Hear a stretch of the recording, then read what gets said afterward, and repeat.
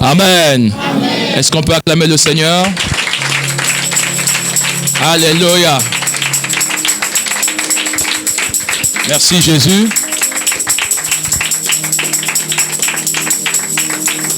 Dis à ton voisin, tu es au bon endroit, tu es à la bonne place. Le Seigneur t'a choisi ce matin pour que tu prennes part à ce moment.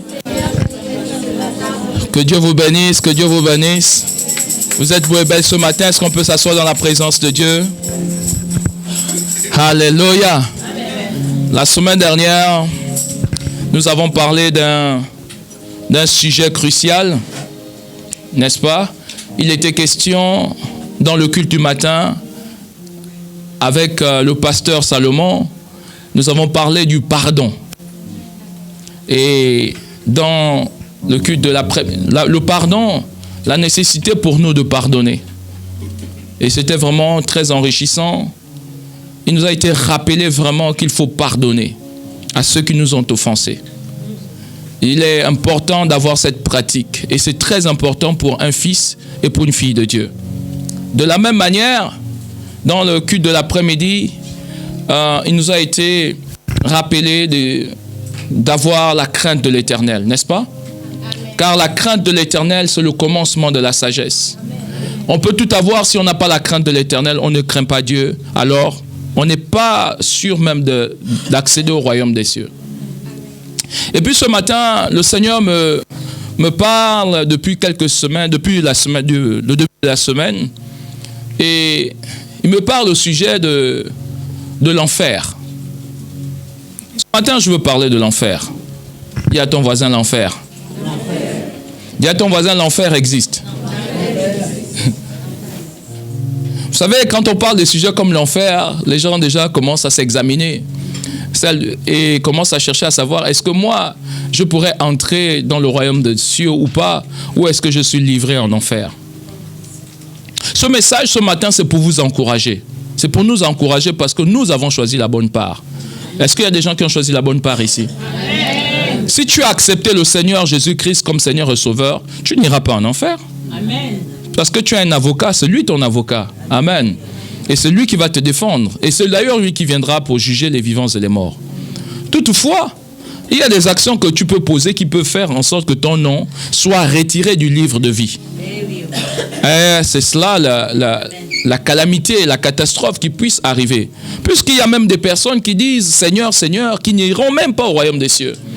Et ces personnes qui disent « Seigneur, Seigneur » sont certainement parfois même des ouvriers, des personnes qui ont servi le Seigneur des années durant. Et puis le Seigneur leur dit « Je ne vous connais pas, serviteurs d'iniquité ». Nous sommes dans le livre de Matthieu. J'aimerais vous dire ceci, bien-aimés. C'est très très important de le comprendre.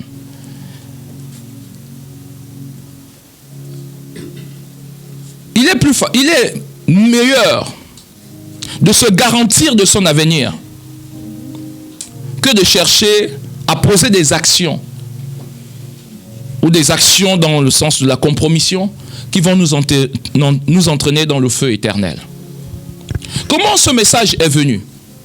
Eh bien, c'est parce que nous vivons en ce moment des périodes de haute chaleur, n'est-ce pas? Hier encore, j'entendais l'expression de cette canicule, c'est vraiment de l'enfer. Et alors, je me suis dit, c'est l'occasion, parce que nous devons enseigner, les événements de la vie doivent nous enseigner. Par exemple, le vent peut nous enseigner, le feu peut nous enseigner, les oiseaux qui passent peuvent nous enseigner. C'est important souvent de s'appuyer sur ce qui se passe, hein. Même l'actualité peut nous enseigner. Et l'actualité est telle que depuis quelques jours et certainement les semaines à venir, nous vivons des temps de chaleur vraiment extrêmes. Bon, c'est extrême pour ceux qui ne l'ont pas encore vécu. C'est quand même pénible, quoi. Combien de degrés? 41, 42? Un peu plus? 40 en moyenne, 40 degrés. Alors hier à Angers, nous étions à 41 degrés. Donc, ça peut varier certainement de certains territoires. Mais 40 degrés, vous voyez comment c'est. À 40 degrés, on est dans la canicule, n'est-ce pas? Alors, la météo va faire l'alerte. Alerte rouge. Hein, c'est ça? Parce que quand on dit alerte rouge, c'est que vraiment, il faut faire attention aux déplacements, il faut faire attention, il faut vous hydrater. Parce que là, il fait vraiment chaud, quoi. N'est-ce pas? Il y a aussi l'alerte orange. Et puis, parfois, l'alerte bleue, selon les codes que vous pouvez retrouver souvent sur certaines zones ou certaines actualités. Même le vert peut renvoyer à, bon, c'est validé, tout va bien. OK, mais quand vous rentrez dans dans l'alerte orange et l'alerte rouge, quand même, l'alerte rouge, c'est imminent, quoi, c'est dangereux. Moi, je veux vous dire que actuellement, nous sommes en alerte orange. Amen. Je vous parle du point de vue spirituel. C'est quelle alerte orange? L'alerte orange, c'est que Jésus-Christ est aux portes. Une fois qu'il va rentrer, nous serons en alerte rouge. Amen. Jésus-Christ est aux portes. Il frappe aux portes de vos cœurs. Il est là et le temps arrive, ce temps de la fin des temps est sur le point d'arriver. Mais c'est en alerte orange. Et c'est imminent. Mais quand il va accéder, vous savez, le Dieu que nous connaissons, qui est le Dieu de grâce, ce ne sera plus le Dieu de grâce. Ce sera le Dieu de jugement. Il va juger les vivants et les morts. Amen. Et là, il y aura des grincements dedans. Alors, ce message va nous amener un petit peu, on va faire un petit comparatif, avant d'aller pleinement dans les versets bibliques. Dites-moi un peu ce que vous avez ressenti avec cette canicule. Quelqu'un peut parler? Vous pouvez parler. Qu'est-ce que vous avez ressenti? Qu'est-ce que vous ressentez? Parce qu'on est encore dans la période, quoi. Il fait chaud. Voilà, il fait chaud. On étouffe. Il fait chaud, on étouffe. On a besoin de prendre tout le temps de l'eau. Besoin de prendre tout le temps de l'eau, donc de s'hydrater. Le mal de tête, ouais. Bouffée de chaleur, oui. Le malaise, oui. C'est tout? Non. On n'a pas envie de sortir. D'ailleurs, il y a une... Oui? On mange frais, ouais. Pour essayer de réguler un peu tout ça. Ouais, quelles sont les conséquences néfastes que vous voyez? Dans la maison, comment c'est? La température change? Vous baissez les volets? Ah oui, il y a des gens qui n'ont pas vu l'extérieur, là. Depuis la maison, ils sont en plein jour. Pourtant, on disait, oh, les beaux jours arrivent. Et maintenant, les beaux jours sont là, vous fermez les volets. Quoi d'autre? Quelles sont les autres situations que vous vivez? Moi, je vais élargir un peu. Juste par cette canicule, il y a des forêts qui sont en train de s'incendier. Il y a des incendies. Vous comprenez? En fonction du degré de chaleur, cela arrive, des incendies. Il suffit seulement qu'il y ait une source quelque part, ça y est, on embrasse toute une forêt. Mais il y a des bêtes qui sont en train de mourir aussi. Est-ce que vous comprenez? Il y a la sécheresse dans certains territoires, même en France, là, actuellement. Il y a des territoires qui sont en alerte sécheresse. Est-ce que vous le savez? Il y a la sécheresse, il y a des animaux qui sont en train de mourir. Quoi d'autre? Les plantes aussi, la pollution de l'eau, effectivement, il y a de la pollution de l'eau. Il y a beaucoup de choses en ce moment. Vous voyez, les températures qui augmentent comme ça, c'est beaucoup de conséquences. Maintenant, le point essentiel de ce message, s'il faut retenir une chose. Alors, s'il y avait même un titre d'ailleurs à donner, c'est canicule versus enfer. C'est-à-dire, on fait un comparatif entre la canicule et l'enfer. Et s'il y avait un point à retenir ce matin, c'est que si c'est comme ça, la canicule, qu'en est-il de l'enfer? J'aimerais vous dire que l'enfer, c'est 1000 fois plus. C'est 100 000 fois plus. C'est 1 million de fois plus. C'est 1 milliard de fois plus. Ah, il fait chaud. On est en enfer. Non, on n'est pas en enfer. Il ne faut même pas souhaiter d'être en enfer. Parce que l'enfer, c'est des milliards de milliards plus que ce que vous êtes en train de vivre actuellement. Et puis, on dit, on étouffe. Ah oui, on a du mal à respirer bien, normalement. Mais là aussi, on va étouffer. On qui va aller en enfer? Ce on-là, on ne sait pas. Prenons indéfini, n'est-ce pas? Va se retrouver dans la galère éternelle. Ah, je vis la galère sur la terre. Ah, la pauvreté, c'est mon enfer. Ah, la maladie, c'est mon enfer. Hé, est-ce que tu sais de quoi tu parles? C'est pas ton enfer. La galère, c'est pas ton enfer. C'est même pas un jeu de mots. C'est pas pour montrer que tu es en situation difficile. c'est pas un jeu de mots. L'enfer, c'est l'enfer. Et l'enfer existe bel et bien. Amen. Amen. Est-ce que je peux vous amener dans quelques versets de la parole?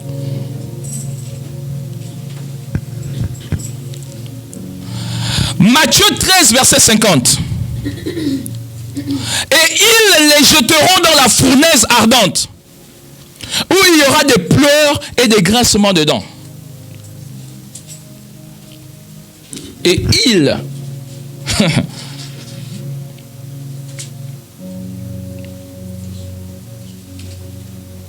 Vous êtes à la page? Matthieu 13, verset 50. Alors mes lectures seront un peu rapides. Hein?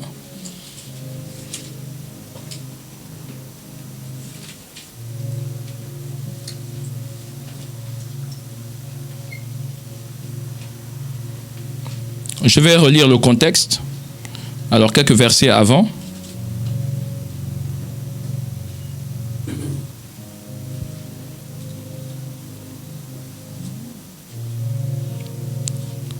Voilà, je peux lire à partir du verset 49. Il en sera de même à la fin du monde. Les anges viendront séparer les méchants d'avec les justes. Et ils les jeteront dans la fournaise ardente, où il y aura des pleurs et des grincements de dents. Nous sommes en alerte orange. Cette alerte, vous savez, il y a orange clair et orange foncé. Nous sommes en alerte orange foncé. On commence à virer vers le rouge. Bientôt le Seigneur sera là. Alerte rouge. Même ceux-là qui l'ont percé le verront. Ceux qui l'ont calomnié, qui l'ont critiqué, le verront. Amen. Il y a des gens qui voudront se cacher sous les rochers, mais les rochers ne pourront plus les protéger. Il y a des gens qui voudront se suicider en ce moment, mais même la mort ne pourra plus, le couteau là ne pourra plus entrer sous la gorge. C'est ce qui est écrit dans les Écritures. Et regardez ici, on nous dit que les anges viendront et feront une séparation entre les justes et les méchants. Choisis ton camp. Est-ce que tu es juste ou est-ce que tu es méchant? Est-ce que tu es juste ou est-ce que tu es méchante? Tu dois choisir aujourd'hui. Parce que selon ton choix, tu choisis ton chemin. En fait, si juste c'est ici, injuste là, c'est-à-dire méchant ici, et que tu dois marcher, aujourd'hui tu marches comme ça. Mais ce jour-là, tu ne pourras pas marcher comme ça.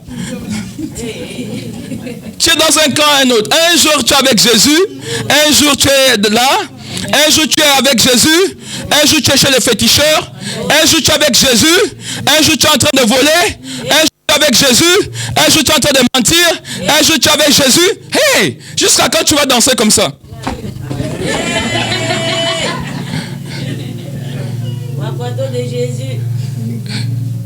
Il va falloir que tu puisses choisir. Et que tu puisses marcher en tout équilibre. Alléluia, tête droite, avec l'assurance que ce jour-là arrive, Seigneur, car j'ai tant entendu parler de toi, j'ai tant attendu ce jour. Si je peux vivre cela, c'est une joie immense, parce que ma Bible me dit que ce jour-là, je vais juger avec Jésus. Alléluia. C'est plutôt une bonne nouvelle que Jésus vienne. Parce que je sais que moi, je ne fais pas partie du camp des injustes, des camps des méchants. Moi, je fais partie du camp des justes. Amen. Ce message doit vous encourager ce matin. Vous avez compris, hein? Il va choisir les anges. Ce sont des anges redoutables. Qui va s'opposer à la puissance spirituelle? Les anges, là, comment ils vont arracher? Imaginez l'action d'un ange. Vous imaginez qu'ils vont vous attraper et vont tirer comme ça. Vous n'avez pas compris la puissance de Dieu. Hein? Regardons un autre verset, bien aimé.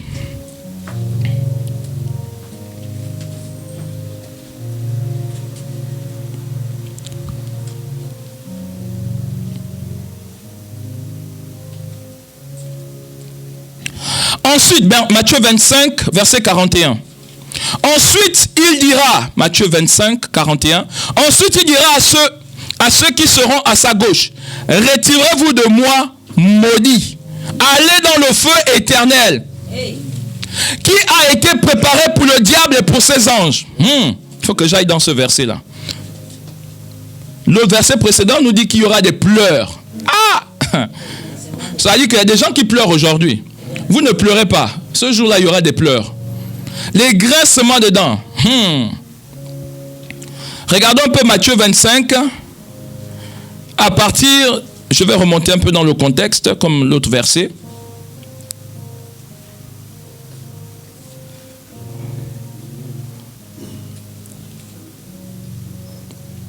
Je vais remonter un peu plus haut pour que vous compreniez. C'est une longue lecture que je vais faire.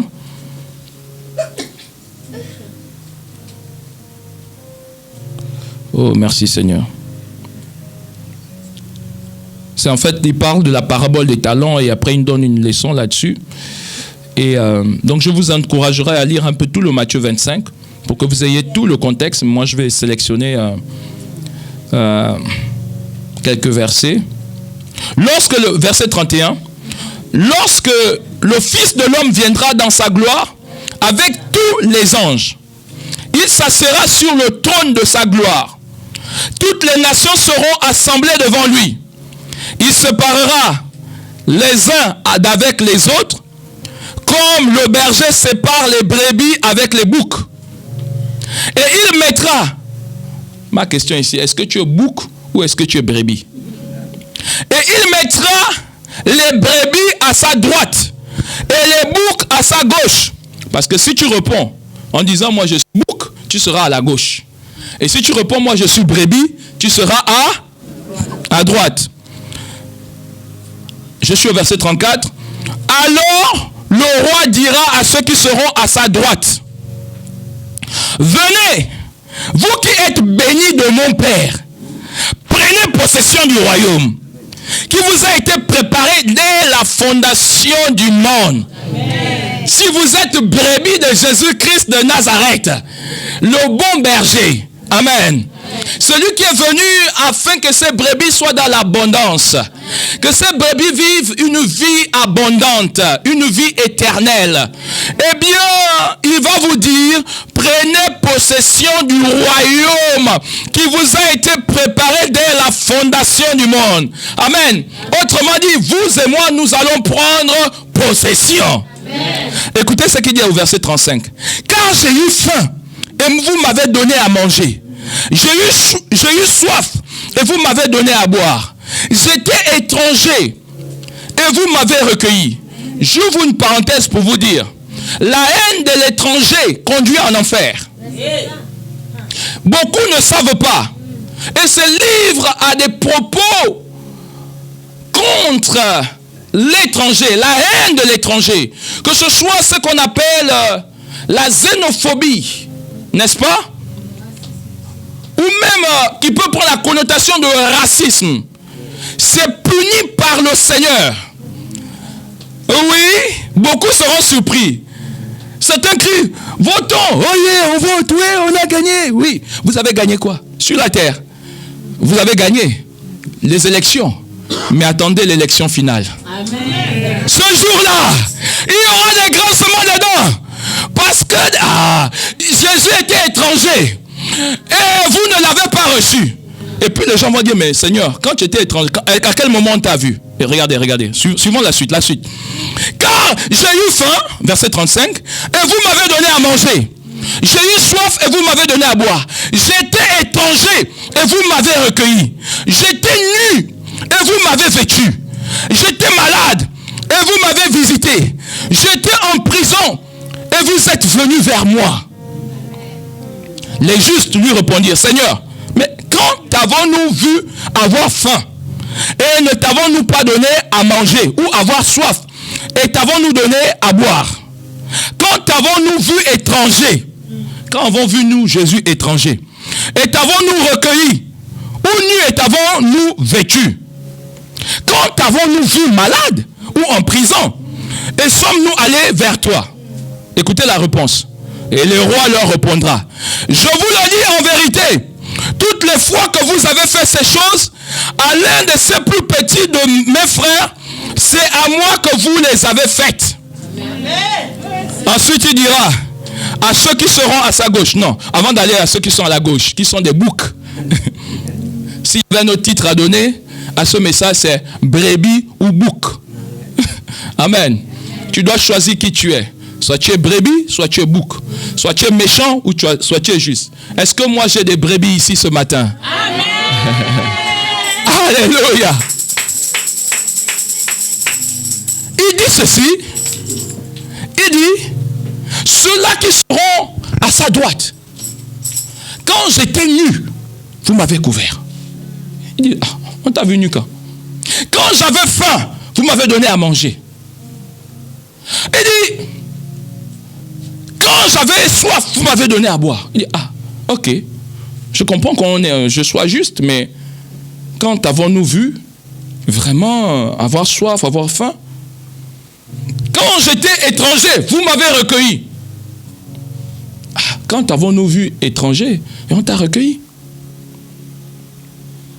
Et c'est alors que le Seigneur dit, chaque fois que vous allez le faire à une personne, c'est à moi que vous l'avez fait. Toi qui, Dieu t'a béni avec ton 1 euro là, que tu chéris tellement, tu ne veux pas enlever 1 centime à l'intérieur parce que tu veux garder ça pour toi. Tu ne veux pas soutenir une personne qui a faim. Tu ne veux pas soutenir une personne qui a soif. Tu ne veux pas donner aux autres aussi la grâce de pouvoir manger. Ton euro là, un jour, ça passera en jugement.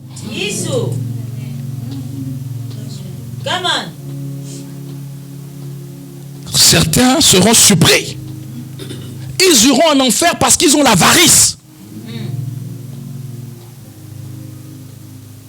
Ils iront en enfer parce qu'ils ont privilégié les choses de ce monde. Ayons du discernement, bien-aimés.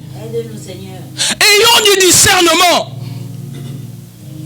Faisons tout ce que nous voulons sur cette terre, mais sachant qu'un jour viendra le jugement.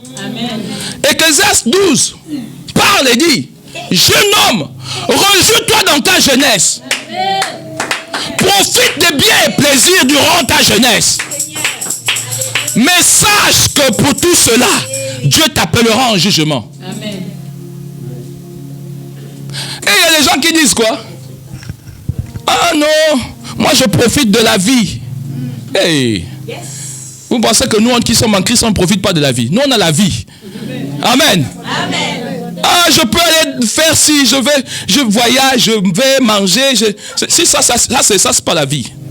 On n'a pas encore compris c'est quoi la vie. La vie c'est une personne. La vie s'appelle Jésus. Il dit je suis moi-même Jésus. Je suis le chemin, la vérité et la vie. Si tu veux profiter de la vie, choisis ton camp aujourd'hui. Alléluia. Ah non, je veux comme boire un peu, fumer un peu, faire tout ça. Fais tout ça. Fais le bien. Fais le péché très bien. Parce qu'avec Dieu, il n'y a pas de petit part. Dites-moi, celui qui vole un œuf et celui qui vole un bœuf, qui a le plus volé? C'est le voleur. C'est le voleur. Bonne réponse. Que ce soit un œuf ou un bœuf. Donc, si tu as choisi le camp du péché, ce matin, je veux te dire, oui, je le dis, va bien pécher. Amen. Parce que tu ne pêches pas encore assez. Pêche même au point où quand on te regarde, même tes voisins disent, tu es un pêcheur, hein. C'est-à-dire que même les pêcheurs, quand ils te regardent, ils vont dire, ah non, toi, non, le niveau de péché a dépassé. Pêche bien. Mais sache une chose, tu passeras en jugement. Amen.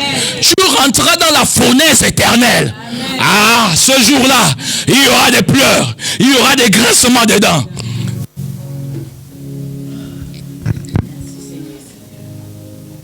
Est-ce que je peux avancer? Amen. Là, je parlais de ceux qui étaient du côté droite. Mais parlons maintenant un peu du côté gauche. Ceux qui sont du côté droit sont les brebis. Ceux qui sont du côté gauche sont les boucs. Bouc ou brebis. Enfer ou paradis. Méchant ou juste. À toi de choisir. Amen. Moi, je fais mon rôle de pasteur. Je viens de te dire ce qui est écrit dedans. Et moi, je crois en ce qui est dedans. Parce qu'il y a beaucoup de témoignages qui s'accordent à dire que c'est vrai. Dans la Bible, là, mais pas que dans la Bible.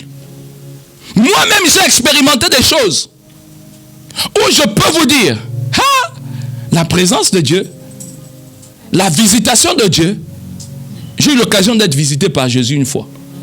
Dans la chambre comme ça, toute la chambre est devenue un blanc éclatant. Et puis le temps s'est arrêté.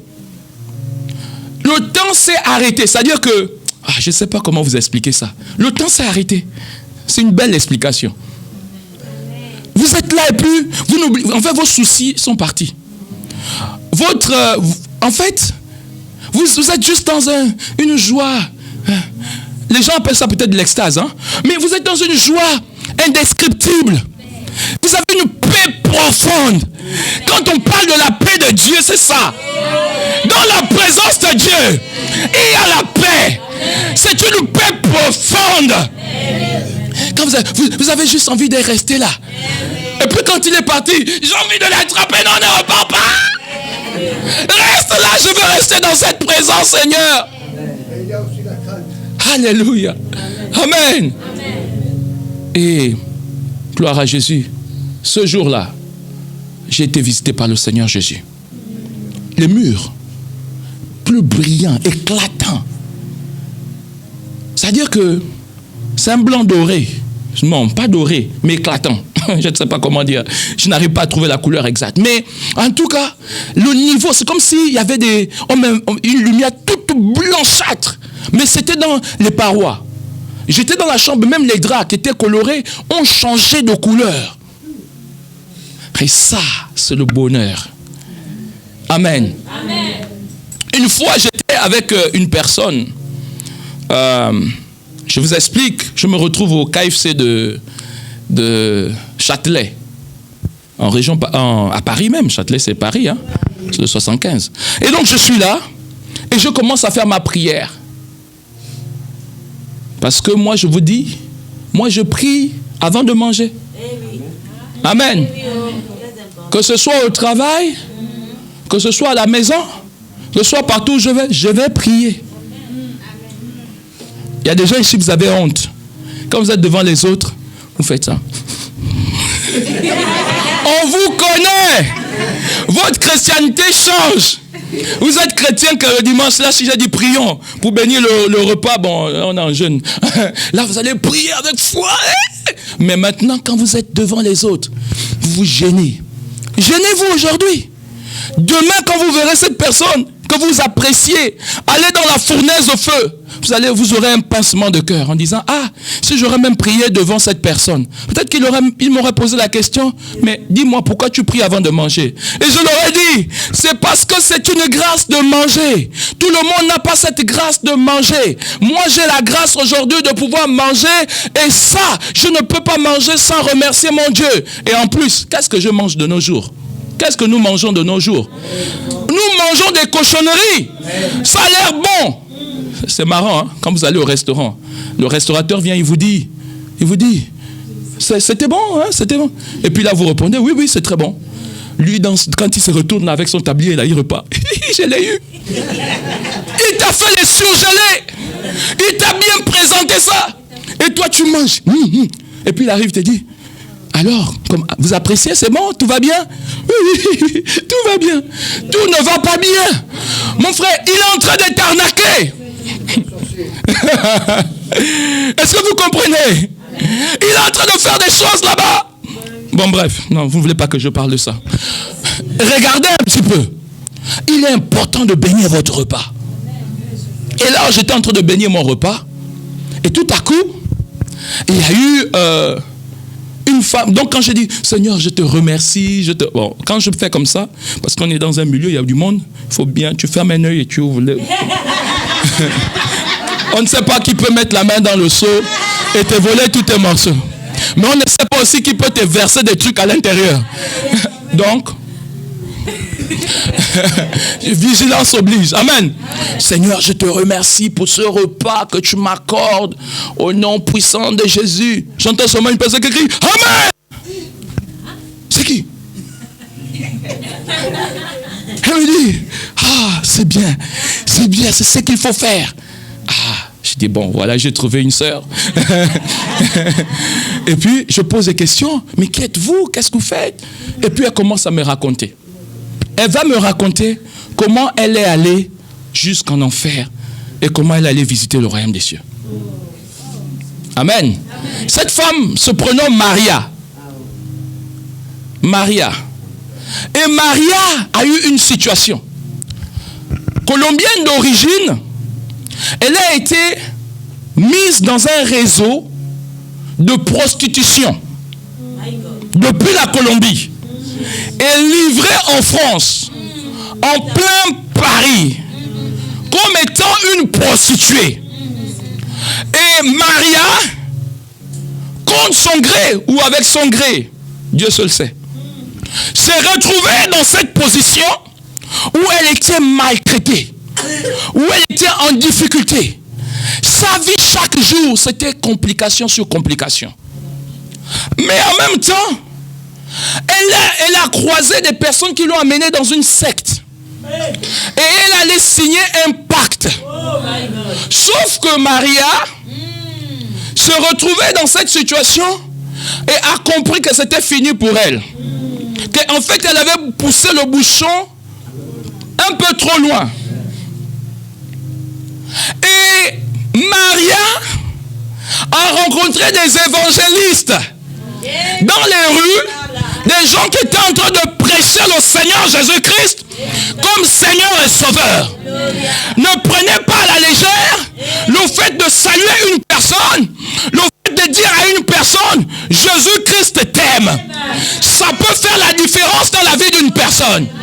Un jour, à la gare de Angers, j'ai dit, nous étions un bon nombre de jeunes, j'ai dit à une femme, Jésus t'aime. En disant à cette femme, elle s'est arrêtée, cette jeune de 25 ans à peu près. Elle s'est arrêtée, elle s'est retournée, elle était en larmes. Vous savez quoi? Elle avait planifié d'aller se suicider. Le prochain train qui venait, elle devait se jeter. Et là, en fait, ce train arrivait.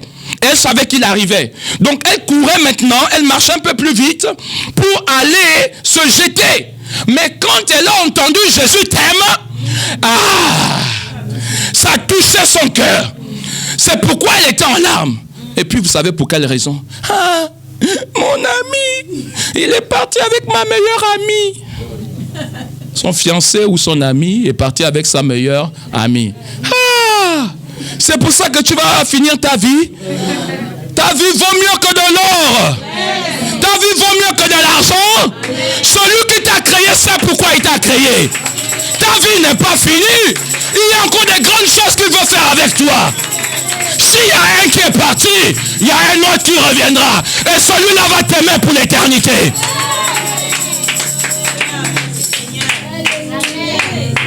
Et donc Maria me dit, comment elle me raconte comment elle a visité. Bien aimé, elle a signé ce pacte. Et comme elle a croisé le Seigneur et que elle commençait à changer, et elle a réalisé aussi que le pacte qu'elle a signé là, c'est terrible. Le pacte là, c'était pour gagner beaucoup d'argent. Il y a beaucoup de sectes, méfiez-vous. Et parfois ces sectes, j'ouvre une parenthèse, oui, j'ouvre cette parenthèse. Il y a beaucoup de sectes de nos jours. Et parfois, et quand je dis secte, ce n'est pas seulement dans la définition de groupe. Je parle de sectes pernicieuses. Des gens qui se rassemblent pour faire des incantations démoniaques. Et je peux toutes les dénoncer tout de suite là. Vous avez pour commencer ce qu'on appelle la Légion de Marie. C'est un groupe au sein même de l'église catholique qui invoque visiblement aux yeux des gens Marie, mais qui font des incantations dans le secret. Pour avoir été servant de messe, je les ai suppris à de nombreuses reprises. Et j'ai failli laisser ma vie pour les avoir suppris en train d'allumer des bougies jaunes, des bougies rouges, des bougies blanches. Allez, faites attention, vous qui allumez les bougies chez vous. Attention aux actions que vous posez. Mon Dieu, est-ce que je peux parler du monde spirituel ce matin? Faites attention parce que c'est devenu la mode. Vous allez chez telle personne visiter, vous voyez la personne allumer une bougie rouge. Vous voyez la personne allumer une bougie blanche. Vous ne savez pas ce que vous faites. Vous pensez qu'allumer une bougie, c'est quelque chose d'anodin. Oh, c'est des senteurs. Oui, mon frère, ma soeur, là, ça sent bon. Mais après, on va voir si ça va bien sentir après. Quand tu vas commencer à avoir des problèmes sur ta vie, quand tu vas commencer à voir la manifestation démoniaque, là, tu vas bien ressentir ce qu'on appelle la senteur. Oui, tu vas bien le ressentir. Faites attention à ce que vous posez comme action. Écoutez-moi bien. Satan et ses démons sont organisés de manière à vous aveugler. Le rôle de Satan et ses démons, c'est de démontrer qu'ils n'existent pas. Donc ils vont créer des choses de manière superficielle, de manière détournée, de manière intellectuelle, de manière organisationnelle pour vous voler, pour vous tromper. Et si vous ne faites pas attention, vous rentrez dans le piège. Amen. Voilà beaucoup de chrétiens qui allument des bougies. Vous pensez que c'est quelque chose d'anormal. Que dire encore d'autres sectes dans lesquelles vous allez vous plonger, qui viennent avec le nom de Jésus. Mais en réalité, si vous entrez à l'intérieur, vous saurez qu'effectivement, vous êtes en danger. Parlons des témoins de Jéhovah. C'est une secte pernicieuse. Ça, je le dis haut et fort. Amen. Allez aussi voir au plus près chez les Mormons, où il y a des degrés. Tu ne peux pas prier toi-même. Il faut appeler l'être supérieur, votre hiérarchie, qui a un certain degré. Et on parle des degrés. Qui a certains degrés. Degrés de quoi? Degrés de sorcellerie. C'est lui qui va prier. Toi-même, tu ne peux pas prier. Non. Si on t'interdit de prier quelque part, tu es en danger. Parce que la prière est une clé qui ouvre toutes les portes qui sont fermées. La prière est une... on peut tout faire, mais on ne peut pas m'empêcher de prier. Tant que je vis, je vais prier. Peu importe ma situation, je vais prier. Alléluia. Alléluia. Je ne laisserai pas des gens m'empêcher de prier. Je ne laisserai pas des gens m'empêcher de parler de Jésus. Parce que si on m'empêche de parler de Jésus, on va me dire que Jésus n'est pas Dieu. Il n'est que le Fils de Dieu. Même on n'arrive pas à définir ce qu'on appelle un Fils de Dieu. Moi aussi, je suis un Fils de Dieu. Amen. Mais qu'est-ce qui fait la différence, moi et Jésus? On va vous empêcher de parler de la divinité de Christ. Alors vous êtes en danger. Vous êtes en danger. Fuyez. Vous êtes en danger. Il y a même de ces milieux, autres, comme la franc-maçonnerie, comme la Rose-Croix. Ces milieux, on va t'empêcher de pouvoir prononcer Jésus. Faites attention. Et il y a bien d'autres. Il y a des gens qui se lèvent, ils deviennent ce qu'on appelle des gourous. Le mot gourou n'est pas négatif. Parce que le mot gourou, ça veut dire quelqu'un qui a atteint un certain niveau de connaissance. Mais là, moi, je vous parle de vraiment des gens qui vont vous manipuler, qui vont vous escroquer, qui vont vous cloisonner, qui vont vous empêcher de vivre la vie éternelle. Et on voit beaucoup de documentaires passer sur M6, Arte et autres. On voit beaucoup de documentaires où des gens se retrouvent maintenant, depuis des années en France. Ils ne connaissent pas la rue. Oui. Ils doivent porter de longues robes comme ça qui balaient le sol. Et ils sont tous enfermés. Ils sont enfermés. Enfermés dans des... Quand je dis enfermés, dans un grand bâtiment. Et puis tous là-bas, c'est là-bas. Et puis il y a une personne qui prend la chicote. Et il chicote. Vous n'avez pas vu ces documentaires passer? Regardez sur Internet. Il chicote. Hein? Non, la famille. On tape la personne. Les personnes. Voilà. Et puis après, lui-même, il a droit à 5 femmes, 6 femmes, 10 femmes. Est-ce que vous comprenez? Et entre eux-mêmes, ça fait... Ah, c'est des choses dégueulasses que je ne peux même pas parler ici. Et ils sortent des mots comme communauté 2. Pour faire bien. C'est une communauté 2. Et il y a des noms. Faites attention. Cette femme a signé un pacte. Quand elle se rend compte que là, ma vie est en danger, c'est trop tard. Et c'est alors qu'elle va mourir. Et dès qu'elle est morte, directement elle allait en enfer. Ce qu'elle a vu en enfer, que Maria m'explique, c'est terrible. Quand elle parlait comme ça, le goût du KFC avait disparu. Parce que ce qu'elle disait là, ça hérisse le poil. C'est-à-dire que ça, vous avez le frisson de tout le corps. C'est qu'elle a vu. Elle a vu ce qui est écrit dans la Bible. Parce que, connaissant un petit peu les Écritures, je faisais un comparatif. Écoutez, c'est pas tous ceux qui disent qu'ils ont... Oui, je vais vous le dire. C'est pas tous ceux-là qui disent qu'ils ont été aussi, qu'ils ont été vraiment. Il y a des gens qui en ont développé un business. Identifier ce que la personne dit, est-ce que c'est en rapport avec ce que la Bible dit? Si ce n'est pas en rapport, mettez en doute le témoignage. Oui. Et elle m'a dit qu'elle a vu, elle était dans une prison avec des grilles. Il y avait le feu, ça chauffait. Elle criait au secours. Elle se souvenait qu'elle avait entendu parler de Jésus. C'est alors qu'elle invoquait Jésus. Elle invoquait Jésus. Eh, bien-aimé. Mais ça ne marchait pas. Et puis à un moment donné, elle va voir comme un rayon de lumière comme ça, qui apparaissait au fur et à mesure. Et ce rayon se rapprochait et s'agrandissait, s'agrandissait. Elle a vu là-bas des enfants, elle a vu... Il y a des gens qui ont dit les enfants ne vont pas en enfer. Ils ont dit ça.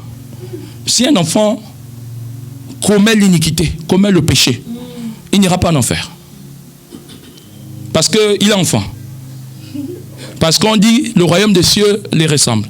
Quand le Seigneur dit le royaume des cieux ressemble aux enfants, comprenez qu'il parle de le caractère d'un enfant sage, d'un enfant discipliné, qui applique la parole sans chercher à... qui applique les règles que le père ou la mère vont édicter sans régimber, sans... comment trouvez-moi le mot, sans dialogue, sans controverse, sans résistance. Et après, ça se fait quoi. Mais c'est ça. Mais si l'enfant, dès son âge, il prend conscience que voler, c'est une bonne chose. Que dit la Bible au sujet du vol? S'il prend conscience que poser des actions criminelles, c'est une bonne chose. Se ôter la vie, se suicider. Combien d'enfants, même en France, se suicident?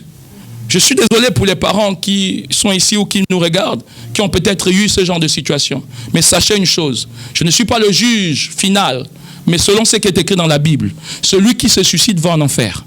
Et si l'enfant s'est suicidé, il est en enfer.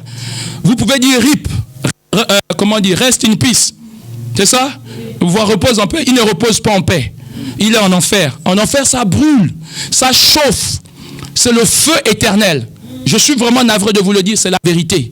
Amen. Que l'on vienne me contredire, pas par rapport à ce que je dis, mais par rapport à ce qui est écrit dans la Bible. Et on verra si c'est écrit ou pas. Alléluia. Amen. Celui qui intente à sa vie, il va en enfer. Et ça ne se négocie pas. Dieu t'a donné, c'est un don gratuit. La vie, c'est un don gratuit de Dieu. C'est lui-même qui prend, qui donne et qui reprend. Donc toi maintenant, tu deviens le créateur pour te ôter toi-même la vie et tu penses que ça va passer comme ça quoi. Et qu'après tu te retrouves au paradis avec danser avec les anges. Laisse-moi te dire, tu vas danser avec les démons. Et là-bas, c'est pas la danse. Là-bas, c'est la souffrance. Ah, tu vas, oui, tu vas, ça là, tu vas continuer à faire ça toute ta vie. À gauche, à droite, à gauche, à droite. Un temps tu es sérieux, un temps tu n'es pas sérieux. Un temps tu es avec Dieu, un temps. Et ta vie est comme ça. Bou, bou, bou. Jusqu'à quand? Prends conscience de ta vie. Ta vie est en danger. En danger d'enfer. Et il faut que je te le dise, c'est la vérité. Après cela, Maria est allée dans le royaume des cieux. Et Maria, elle me raconte beaucoup de scènes, notamment elle a commencé à vouloir pleurer.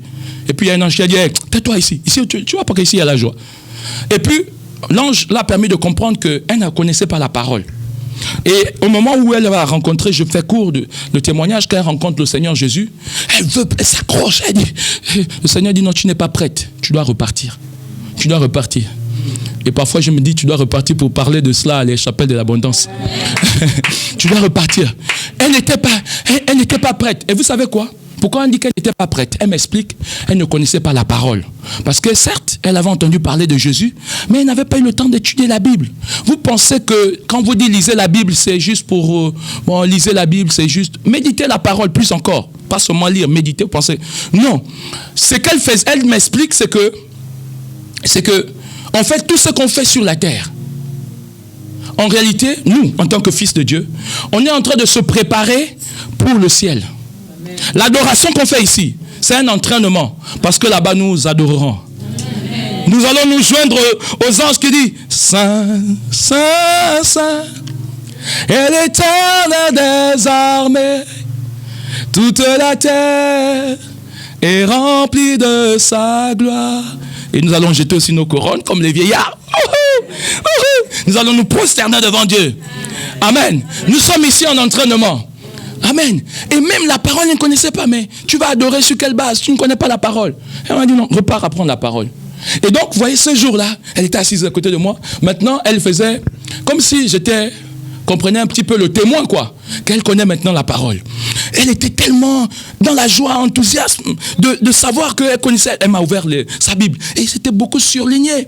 Elle me dit, regarde, bon, je connais ça. Regarde, Luc 10, verset 19. Dieu nous a donné le pouvoir de marcher sur les serpents.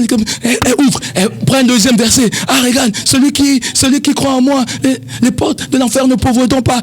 Elle ouvre, elle me dit, regarde cette verset. Voilà, Apocalypse 3, verset 20. Voici, je me tiens devant la porte et je frappe. C'est quelqu'un. Et puis elle me dit, regarde, je connais la Bible, je connais la parole. En fait, elle est revenue tellement, c'est la mission qu'elle avait. Toutes ses journées, elle passe le temps qu'à lire la Bible. Parce qu'elle ne veut pas repartir auprès du Père et le Père lui dise non, tu n'es pas encore prête. Parce qu'elle dit que ce que j'ai vu là, j'aimerais rester dans la présence de Dieu. Amen. Mais l'enfer, hey, non, ça jamais. Est-ce que vous voyez un peu? Bien-aimés, je vais lire pour terminer cette partie. Il y avait des personnes du côté gauche.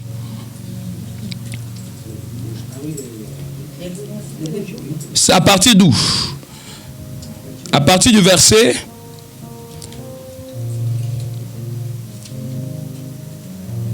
42. Car j'ai eu faim. Alors, verset 41. Ensuite, il dira à ceux-là qui seront à sa gauche, retirez-vous de moi, maudits, allez dans le feu éternel qui a été préparé pour le diable et pour ses anges. Car j'ai eu faim et vous ne m'avez pas donné à manger. J'ai eu soif et vous ne m'avez pas donné à boire. J'étais étranger et vous ne m'avez pas recueilli. J'étais nu et vous ne m'avez pas vêtu.